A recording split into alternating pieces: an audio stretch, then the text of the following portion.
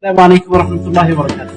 اليوم فجر الجمعة 27 من جمادى الثاني 1424. هذا رفيق المسجد بابا رمضان، أنا أسميته بابا رمضان. اليوم يخرج لي ذهب زوجته قبل الفجر وفواتير وأبيعهم على أساس ابنتي لين، على أساس ابنتي. والله ما وجدت أوفى من هذا الرجل أبدا داخل القاهرة، يعني ما وجدت أوفى من هذا الرجل رغم بساطته وقلة حيلته، إلا أن هذا الرجل والله أحس أنه أخا في الله، وإنه أنا اعتبرته زي ما الوالد، بقيت أسميه بابا رمضان. واليوم يخرج لي قبل الفجر، أتيت قبل الفجر فتحت المسجد واليوم بذهب هو هنا من أجل ابنتي لي، أسأل الله أن يهديه. أنا أقول لك جزاك الله خير، وصلت هديتك.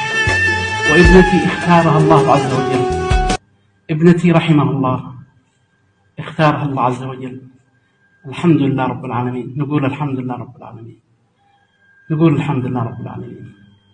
اختارها الله عز وجل اليوم صبيحة الجمعة، الذين إذا أصابتهم مصيبة قالوا إنا لله وإنا إليه راجعون، أولئك عليهم صلوات من ربهم ورحمة وأولئك هم المهتدون.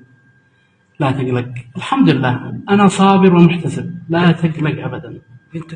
الحمد لله اختارها الله، اختارها الله. اتصلوا بي الآن من المستشفى.